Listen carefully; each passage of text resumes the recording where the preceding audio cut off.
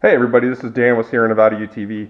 Today we're going to do an install of some Terder springs. These are XtremeRZRperformance. They're based out of Tennessee. Phone number, address. These have lifetime warranty. This would be our third set. We had them on our 2-seater, we had them on our 4-seater, and now we are putting them on the General. So here's your Terder spring, which is the top spring. The main spring is the bottom spring. And what happens is the top spring is, in theory, supposed to absorb all the smaller hits, rocks, small potholes, that type of thing.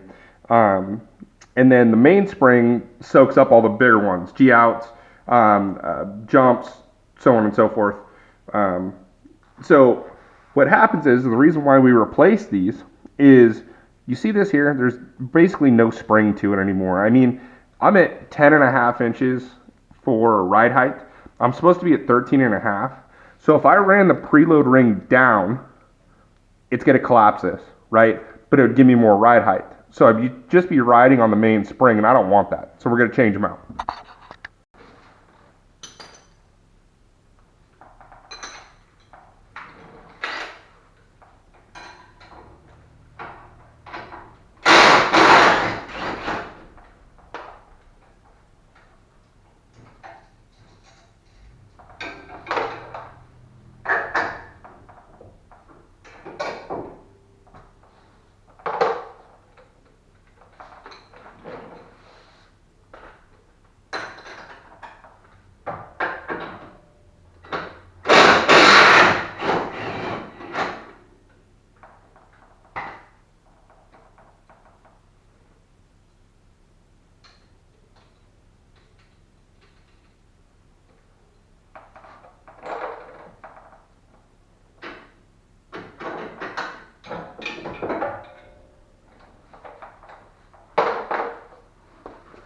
Voila.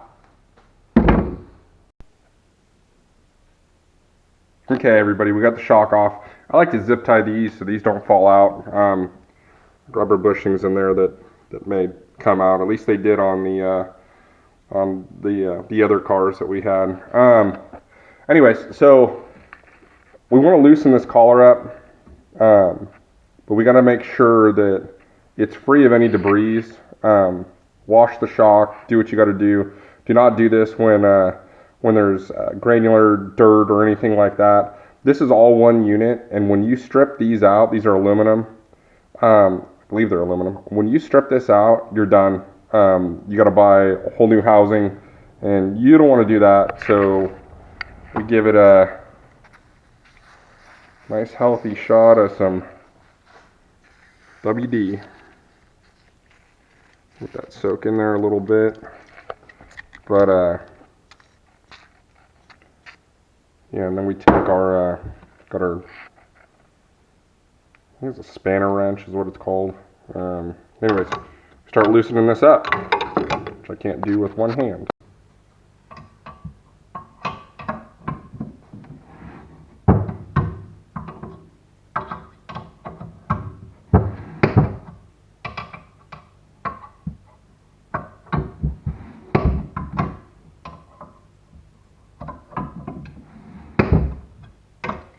I'm going to loosen this all the way up.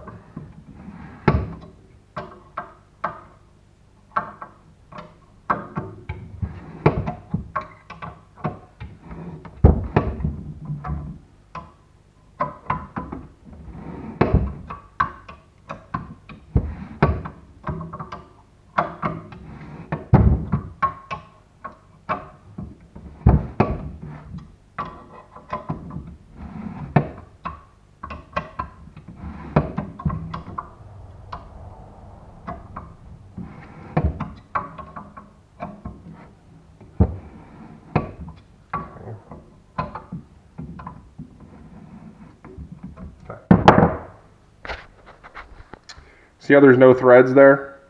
So if we ran this down, again, it's going to create preload. It's going to collapse this spring, and we're going to be riding basically on the main spring, and we don't want to do that. So let's zip this thing off.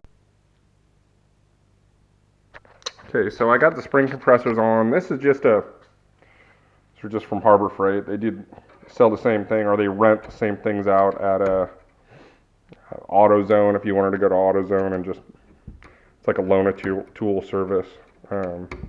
They got the same ones. I used another set from another company and I didn't like them, so I bought a set. They were like 35 bucks, something like that. So let's get at it.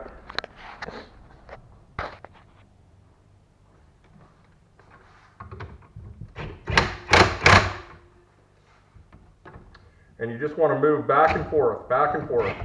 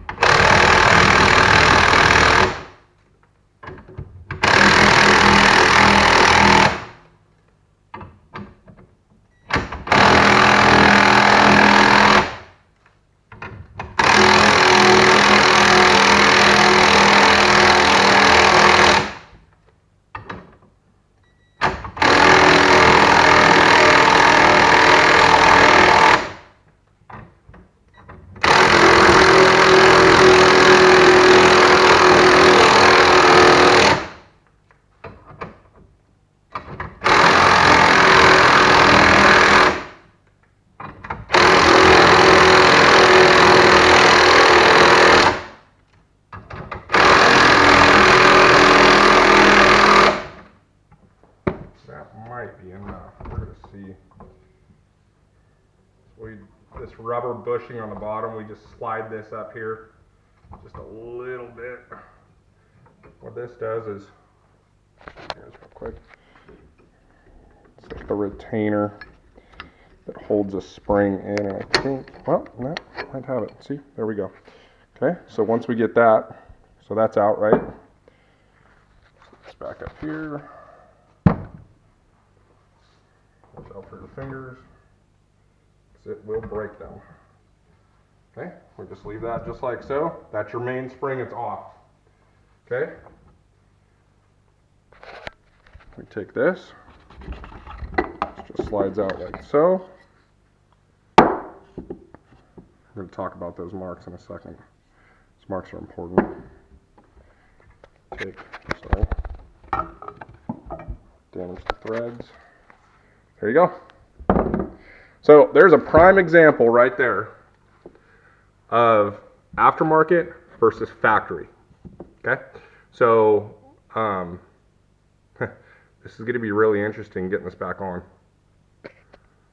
So I might have to think about this.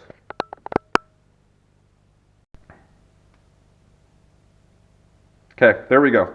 We're all put back together. On the spring compressors, I only went like this far, and I needed to get a bigger amount to compress this spring to fit the tender spring on, because it's about an inch and a half bigger. So anyways, that's it. What I was talking about earlier is these arrows are important. These arrows represent this piece, and they need to be 180 degrees out. So if you see the mainspring here, the tender spring, see how the end of the spring's there? It's right there. So they're right around close to 180 degrees out.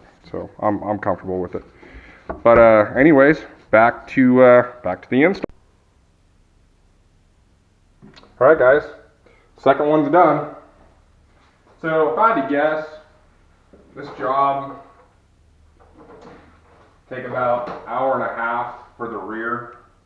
We'll do the fronts at a later date, but everything seems to be lining up, going in fine.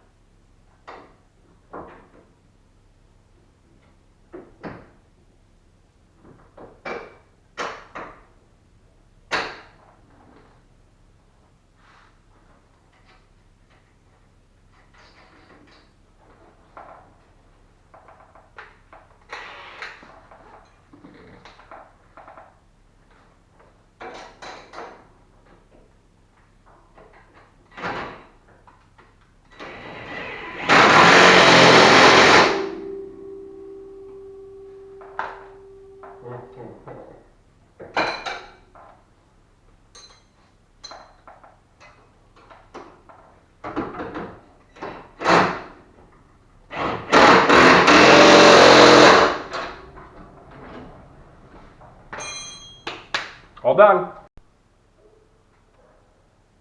Okay. All right, everybody. There they are installed. So XtremeRZRperformance says to run this collar all the way up, and I think that's just solely based on installation. When I ran the collar all the way up and then set it back down on the ground, it was like 12.5 inches. It was super low. So factory is 13.5 inches is what it's supposed to be. It was 10.5 with the original tender springs in it, and now 13 3/4. I might lift it just a little bit more just to get about 14 out of it, and assume that I'm going to get between 1/4 and 1/2 inch of settlement. And that, and we run a lot of weight with tools, ice chest, you know, on the back end of this car. So it's gonna settle. It's gonna settle. But anyways, easy installation. Like I said, I spent more time adjusting the preload, and just as a baseline, I got 1.5 inches. So if you guys wanted to, if you guys kind of had a similar setup, from here to here is 1.5 inches. So I went up in like, I don't know, like 1/2 inch increments, somewhere around there, to try to find that ride height that I want.